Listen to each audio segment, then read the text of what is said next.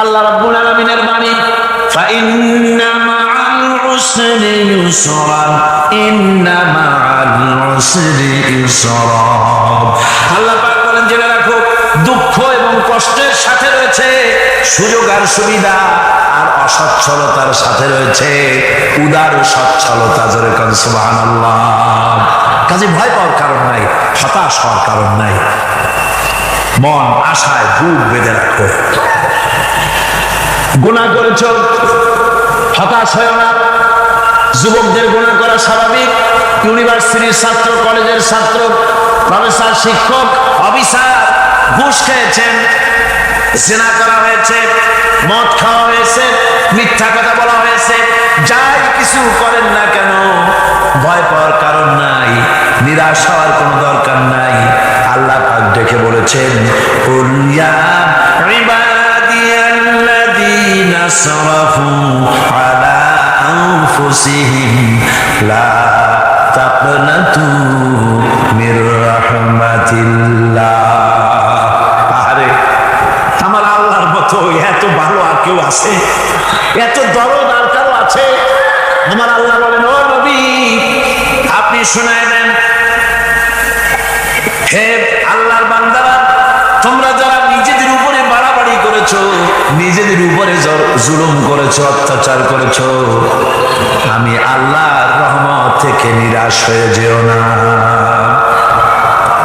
মানুষ যদি অপরাধ করে, বাপের সাথে অপরাধ করেছে, মায়ের সাথে অপরাধ করেছে, মা বাবা সন্তানের চাইতে এত বড় কল্যাণকামী তো আর কেউ নাই, কিন্তু মা বাবা কোনোদিন বলে না, আয় বা আয় আমার ছেলে তোরে মাফ করে দেই, এরকম বলে নাকি?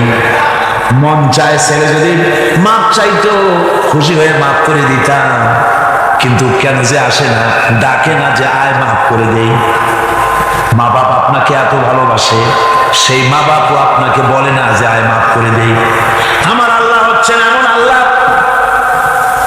আল্লাহ রাব্বুল আলামিন ডাকেন, এ বান্দা, খুন করেছিস ফিরে আয়, জিনা করেছিস ফিরে আয়, হত্যা করেছিস ফিরে আয়, চুরি করেছিস ফিরে আয়, কুফরি করেছিস ফিরে আয়, সুদ খেয়েছিস, ঘুষ খেয়েছিস, মদ খেয়েছিস, ফিরে আয়, এসে আমার দরবারে চোখের পানি ফেল, আমার দরবারে কাঁদাকাটি কর।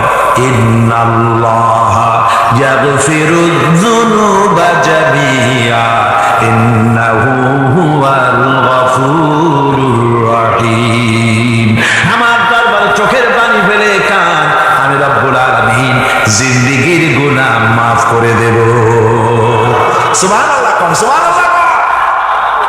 আমার কাছে কাঁদ, চোখের পানি না। আল্লাহ রাব্বুল আলামিনের কাছে বান্দা দুইটা ফোঁটা বেশি প্রিয়। একটা হলো জিহাদের ময়দানে যে রক্ত ফোঁটা দেওয়া হয়, এটা আল্লাহর কাছে প্রিয়। আর আল্লাহর ভয়তে গুনার জন্য লজ্জা করে, অনুশোচনা করে বান্দা যখন চোখের পানি ছেড়ে দেয়, আল্লাহর কাছে এটা অত্যন্ত প্রিয়। নবীজি বলেছেন, বান্দা যখন গুনার ভয়তে, আল্লাহর ভয়তে, জাহান্নামের ভয়তে অনুশোচনা করে যখন চোখ দিয়া পানি ছেড়ে দেয়, ওই চোখের পানি নাকের অর্ধেক আসতে না আসতে আল্লাহ রাব্বুল আলামিন বান্দারে মাফ করে দেয়। আল্লাহ বরদাস্ত করতে পারেন না যে বান্দা কাঁদবে। আমার ভাইরা, আল্লাহ রহমত, এই পৃথিবীতে আল্লাহ রহমতকে 100 ভাগ করা হয়েছে। আল্লাহ রহমতের কত ভাগ? এই 100 ভাগে 1 ভাগ সারা পৃথিবীতে ছড়াই দেওয়া হয়েছে। আর 99 ভাগ কার কাছে? আল্লাহর কাছে। 1টা ভাগ দুনিয়া ছড়ানো হয়েছে আদম আলাইহিস সালাম থেকে নিয়ে এই পর্যন্ত, এখান থেকে নিয়ে কিয়ামত পর্যন্ত পৃথিবীতে যত মানুষ আসবে, যত প্রাণী আসবে, তাদের মধ্যে প্রাণী জগতেও গাভী তার বাছুরকে ভালোবাসে, ঠিক কিনা? হাতি তার বাচ্চাকে ভালোবাসে, ঠিক কিনা? মুরগি তার বাচ্চাকে ভালোবাসে কিনা? প্রত্যেক মাই তার সন্তানকে ভালোবাসে মানুষের মতো। এই ভালোবাসা, স্নেহ, এই মমতা, এই করুণা, এই মহব্বত 1টা ভাগ দুনিয়ায় দেওয়ার পর আপনি আর আমি যতটুকুন ভাগে পেয়েছি সেই মহব্বত, স্ত্রীর মহব্বতে অস্থির, মায়ের মহব্বতে অস্থির, সন্তানের মহব্বতে অস্থির। এখন চিন্তা করেন, একটা ভাত সারা পৃথিবীতে বিতরণ করার পর যেটুক পেয়েছি তাতে যদি এত মহব্বত হয়, তাহলে এর 99 ভাগ মহব্বত যে আল্লাহর কাছে জমা আছে, এই বান্দার জন্য তার কত মহব্বত, এই বান্দার জন্য কত করুণা, কত মহব্বত, কত দয়া।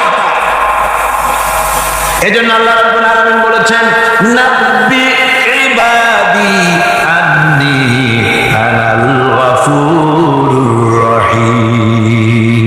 আমার নবী সুসংবাদ দিয়ে দাও, বান্দাদেরকে শোনায় দাও যে আমি আল্লাহ তাআলা ক্ষমাশীল আর দয়াবান। হুজুর কাঁদতেছিলেন, হযরত ওমর রাদিয়াল্লাহু তাআলা আনহু এসে দেখেন হুজুর একা কাঁদতেছে। হুজুর জিজ্ঞেস করছেন, হযরত ওমর জিজ্ঞেস করলেন, হুজুর আপনি কাঁদতেন কেন একা একা? হযরত ওমর বলেন, আমি যখন প্রশ্ন করলাম নবীজি বললেন, আমার কাছে কিছু আগে জিবরাইল এসেছিলেন, জিবরাইল এসে আমাকে বললেন আল্লাহ পাক বলেছেন, হে আমার নবী, ইসলামের ভিতরে থেকে যে সমস্ত মানুষগুলো ইসলামের ভিতরে থেকে চুল আর দাড়ি পাকায় দিছে, কিয়ামতের দিন এই লোকগুলারে আমি শাস্তি দিতে আমার শরম হবে। হযরত ওমর বলেন, হুজুর উম্মতের জন্য কত বড় খুশখবর এটা, আর আপনি কাঁদতেছেন। হুজুর বলেন, ওমর তুমি জানো না আমার কান্নার কারণ ভিন্ন। আমার কান্নার কারণ হলো যে আল্লাহ রাব্বুল আলামিন কিয়ামতের দিন দাড়ি চুল পাকা বান্দারে শাস্তি দিতে শরম করবেন। সেই দাড়ি চুল পাকা বান্দাগুলি আল্লাহর সাথে নাফরমানি করতে শরম করে না। আমি এই লজ্জায় কাঁদতেছি। ভাইরা, হুজুর আল্লাহ পাক বলেন, আমার নবী রাতের আধারে যখন একটা বুড়া আমার দরবারে হাত উঁচু করে, একটা বুড়া মানুষ রাতের আধারে যখন আমার দরবারে হাত উঁচু করে আর যখন বলতে থাকে, রব্বুল আলামিন আমার পেছনের জীবনটা বড় খারাপ করেছি, এমন কোন কাজ জীবনে করি নাই যা তোমার কাছে কিছু দাবি করতে পারি, সব রকমের নাফরমানি করেছি, আজ আমি বুড়া হয়ে গেছি, কামাই করতে পারি না, ছেলে আমাকে চোখে দেখতে পারে না, পুত্রবধূ আমাকে ঘরে জায়গা দেয় না, আমার স্ত্রী আমাকে দেখতে পারে না, রোজগার করতে পারি না, হাঁটতে পারি না, চলতে পারি না, সবার কাছে আমি পিতা হয়ে গেছি, আমি দাঁড়াতে পারি না, কোমরে ব্যথা পাই, হাঁটুতে ব্যথা পাই, চলতে পারি না, কানে শুনতে পাই না, চোখে দেখতে পারি না, আর তোমার কাছে কিছু চাইয়া নেব এমন ভালো কাজও করি নাই। এইভাবে যখন বান্দা কাঁদতে থাকে আমার দরবারে, ও আমার হাবিব আমার রহমতের দরিয়ায় জোশ মেরে যায়, আমার শরম হয় এই বুড়াটারে কেমনে খালি হাতে ফিরাইয়া দেই। সুবহানাল্লাহ, সুবহানাল্লাহ। আমার আল্লাহর এত দয়া, আমার আল্লাহর এত মায়া, এত মহব্বত। আমার আল্লাহ রাব্বুল আলামিন বলেন, ওয়াইযা সালাকা ইবাদি আন্নী ফাইন্নী কারীব। আমার হাবিব আমার বান্দা আমার ব্যাপারে প্রশ্ন করে, আমি বান্দার একদম নিকটে। কোরআন শরীফের ভিতরে যত জায়গায় রাসূলকে বলা হয়েছে সুয়ালের কথা, আপনাকে প্রশ্ন করা হয়, আল্লাহ তার জবাব কোন এই কথা বলে জবাব দিয়েছেন। যত জায়গায় সুয়াল এসেছে, যেমন কোরআনে কারীমের মধ্যে আল্লাহ পাক বলেন, ওয়ায়াসআলুনাকা আনিল মাহিদ, মেয়েদের হায়েজ সম্পর্কে জিজ্ঞাসা করা হয়, কুল হিয়া আযা, হে নবী আপনি বলুন। এভাবে করে কোন দিয়ে জবাব দেওয়া হচ্ছে। আবার প্রশ্ন করা হচ্ছে, ওয়ায়াসআলুনাকা আনিল আনফাল, এই গনিমতের মাল সম্পর্কে হুজুর আপনাকে, হে নবী আপনাকে প্রশ্ন করা হয়। আল্লাহ কুল দিয়া জবাব দিলেন, আল্লাহ বলেন আপনি বলেন। ওয়ায়াসআলুনাকা আনিল খামরি ওয়াল মাইসির, আল্লাহ পাক বলেন নবী আপনারে প্রশ্ন করা হয়, কুল ফীহিমা ইসমুন কাবীর, আল্লাহ কুল দিয়া বললেন তুমি বলো। আবার বলা হলো, ওয়ায়াসআলুনাকা আনিল আহিল্লা কুল হিয়া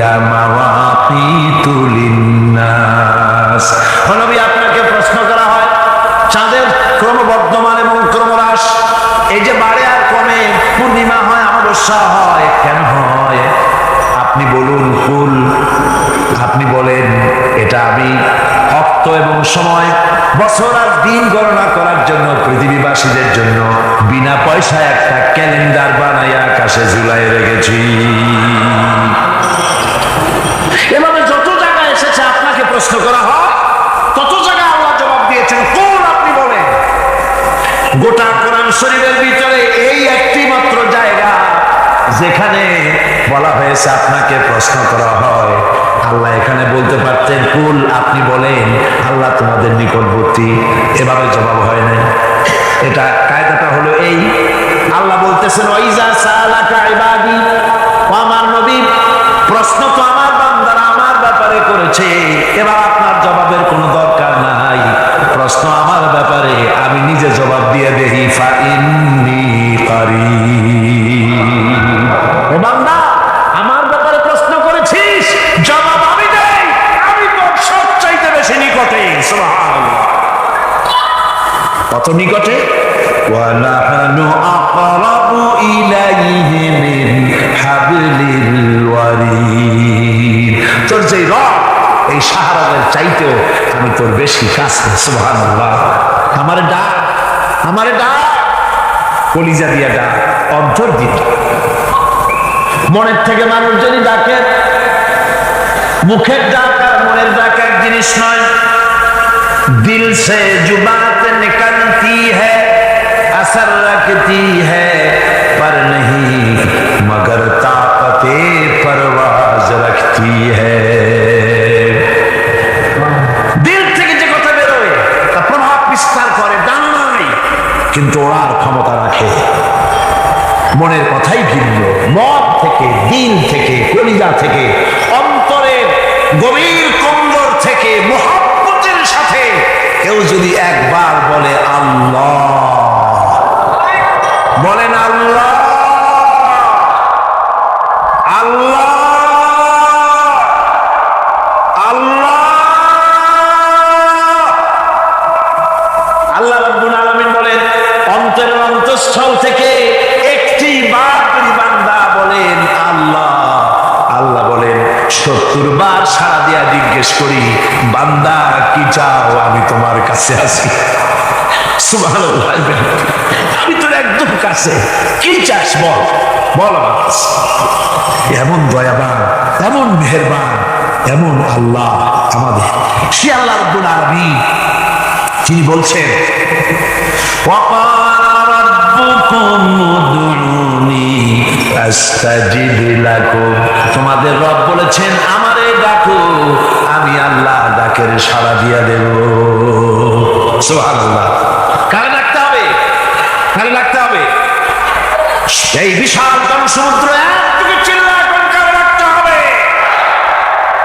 কোন পীর সাহেবকে নয়, আল্লাহর কসম কোন খাজা বাবাকে নয়, ডাকতে হবে কারে? চিল্লায় কোন কারে? ওয়াকালা রাব্বুকুম উদউনি, তোমার রব তোমাকে বলতেছে আমারে ডাকো, আস্তাজিব লাকুম, আমারে ডাকবে আমি সাড়া দিয়ে দেব। সুবহানাল্লাহ, আল্লাহকে ডাকেন, কি চাই আপনার বলেন, কি চাই? আল্লাহর কাছে চান, আল্লাহ দিয়ে দিবে। দেওয়ার জায়গা আল্লাহর কাছে চাইবেন, আল্লাহ দিবেন। দেওয়ার জায়গা, চাওয়ার জায়গা হলো সেজদায় পড়ে যাবেন। আমার ভাইয়েরা জায়গাটা চিনায় দিলাম, মাজারে যাওয়া লাগবে না, কবরে যাওয়া লাগবে না, 2 রাকাত নামাজ পড়ে সেজদায় পড়ে গিয়া যত বিপদ আছে, মুসিবত আছে, সেজদার মধ্যে চোখের পানি ছেড়ে দেন আর কেন্দে কেন্দে জীবনের কথা বলেন। আল্লাহ রাব্বুল আলামিন আপনার আওয়াজ শুনবেন আর দোয়া কবুল করে নিবেন। কাঁদতে হবে আল্লাহর কাছে, কার কাছে? আল্লাহর কাছে। সুম্মা ইস্তাগফিরুল্লাহ, আর এরপরে সে যদি আমি আল্লাহর কাছে ক্ষমা চাই, ইয়াজিদিল্লাহ গাফুরার রহিমা, সে আমি আল্লাহকে গফুর এবং রহিম হিসাবে পাবে। সুবহানাল্লাহ, আল্লাহকে গফুর এবং রহিম হিসাবে পাওয়া যাবে। সব আল্লাহকে বলতে হবে, গুনাহ মাফ চাইতে হবে। এই জন্য হুজুর সাল্লাল্লাহু আলাইহি ওয়াসাল্লাম দৈনিক 100 বার তওবা করতেন। কোন হাদিসে আছে 70 বার, কোন হাদিসে আছে 100 তওবা করতেন। নামাজের পরে তো প্রত্যেক নামাজই পড়তেন হুজুর, সালাম ফিরাতেন আর সাথে সাথে বলতেন আল্লাহু আকবার, আস্তাগফিরুল্লাহ, আস্তাগফিরুল্লাহ, আস্তাগফিরুল্লাহ। মনে থাকবে আপনাদের? মনে থাকবে? সালাম ফিরাইয়া কি বলবেন? না, সালাম ফিরাবার সাথে সাথে বলবেন আল্লাহু আকবার, তারপরে পড়বেন আস্তাগফিরুল্লাহ আস্তাগফিরুল্লাহ আস্তাগফিরুল্লাহ, তওবা করবেন, আল্লাহর কাছে সবসময় গুনাহ মাফ চাইতে থাকবেন, বিনীত থাকবেন। আল্লাহকে পাওয়া যাবে, তাকে রহিম হিসেবে পাওয়া যাবে। সুতরাং ঈমান বিল্লাহ, আল্লাহর প্রতি ঈমান আনলে পরে চতুর্থ নম্বরে যে উপকারটা হবে সেটা হলো হতাশায় ভুগবে না, নিরাশায় ভুগবে না, আশায় বুক বেঁধে উঠবে, ঈমান মজবুত হবে, আল্লাহর কাছে মানুষ বিনয়ী হয়ে যাবে। এবার পঞ্চম নম্বরের উপকার আমি বলছিলাম, ঈমান বিল্লাহ, আল্লাহর প্রতি ঈমান আনলে পরে অসংখ্য উপকার হয়, অসংখ্য বৈশিষ্ট্যের আছে। এর 6টা উপকারের কথা আমি বলবো। কয়টা? অসংখ্য উপকারের ভিতরে প্রধান 6টি উপকারের কথা বলবো। এর বললাম কয়টা? 4টে বলছি। এবার বলো পঞ্চম উপকারের কথা। আল্লাহর প্রতি আপনি পূর্ব পশ্চিমে কতবার মুখ ঘোরালেন, এটাই কিন্তু আপনার আসল সৎকাজ নয়। আসল সৎকাজ হলো আল্লাহর প্রতি ঈমান আনা। এই ঈমানের ব্যাপারে 3টা দিন আমরা পার করে দিলাম, এখনো কথা শেষ হয় নাই। আল্লাহর প্রতি ঈমান আনলে পরে যে উপকারটা হবে পঞ্চম নম্বরে, সেটা হলো কঠোর এবং কঠিন বিপদের ভিতরে বান্দার ভিতরে অবিচলতা এবং ধৈর্যের সৃষ্টি হয়ে যাবে। আলহামদুলিল্লাহ। কঠিন বিপদ মুসিবত আসলে পরে সে অবিচল থাকবে।